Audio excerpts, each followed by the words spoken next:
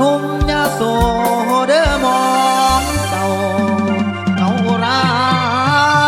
บ่เว้นว่าสาวพนังนี่เตียงไฟเคียงสู่ผู้วิวาลังน้ำตาน้องแก้มแหนมหนูเดือนเดยเป็นสีลา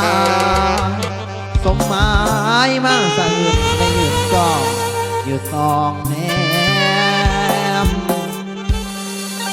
ได้ดูภูเขายิ้มแย้มสิเข้าสู่ดอกเขือนหอข้างแล้วน้อแฟนผมในจมน้ำเพิ่งยืน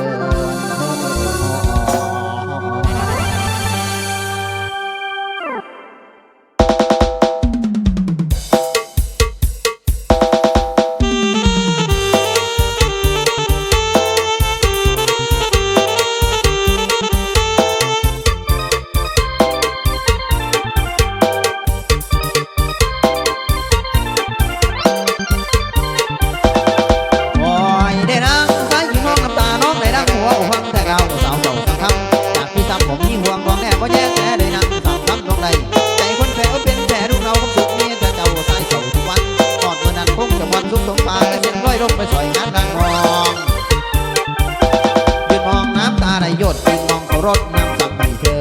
ส่วนเรายืนเกือมองเมื่อส่วนเรายืนเกือมองเมื่อจิตใจละเมอเพ้อผ่ำละพันตอนเกิดเมื่อน้ำก็คำแสนและคำว่าเรามันเป็นแถวบ่หายทางโชคลายลงระวางกลางใจสิมีไปมามองสองแนมใส่บางนั่งไม่ได้น้าเอายาทาใจให้แน่บ่มีทางสิแก่คนแท้อย่างผมลำอารมณ์บดหวังของแน่ใดได้ยืนแต่มองสองก็ซื้อยืนมองน้ำที่ใดผ่านมันกลับตะหวานเธอผ่านที่ไปยโสธรก่อนเคยใส่ได้เหตุสารไอ้เพี้ยนใจบกวนคนจนอย่างที่ขอฟ้าอ่านเมนูนกคานจะบอกกุศลนี่แหละรักน้องคนจนฟ้าไม่บันดลเหมือนคนเขารวยถ้าช่วยเกิดมาเป็นคนช่วยที่ขอถึงทั้งไม่เนี่ยนางเอ้ยคนใจบ่เนี่ยอย่าแว่เดียวประเทศเป็นผู้แพ้จากความรักได้บ้านนอละมันไม่โน่ว่าเพราะที่แนว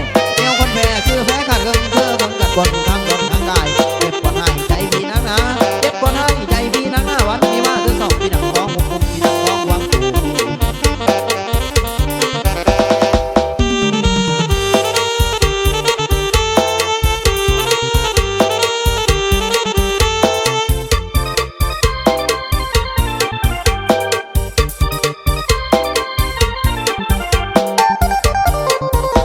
ยืนมองน้ำตาไหลหยดยืนมองเขารถน้ำสั่งให้เธอส่วนเอายืนเกือมองเธอส่วนเอายืนเกือมองเธอใจละเมอเพ้อผ่ำละพันตอนพันเกิดละเมอน้ำซอกคำแดดและคำตัวเราเป็นแล้วบ่หายฟังตรงไหนลงระวังใจพี่ไปมามองสองเล่มใจบางนั่งไม่ได้น้าเอายาทาใจเนี่ยบ่มีทางสิแก่คนแท้อย่างผมบ้านตาดงรถวางหวังแน่ใดจะยืนแต่มองสองดูเขาซื่อ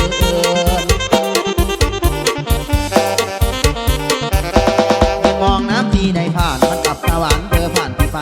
ยโสธรก่อนเคยใส่ได้เหตุการณ์ไอ้เพี้ยนใจโบกวนคนจนอย่างที่ขอฟ้าอ่านในนู้นงคานจะบอกกุศลนี่แหละรักน้องคนจนฟ้าไม่บันดลเหมือนคนเขารวยถ้าช่วยเกิดมาเป็นคนช่วยที่ขอเด่นทั้งไม่เนี่ยนางเอ้ยคน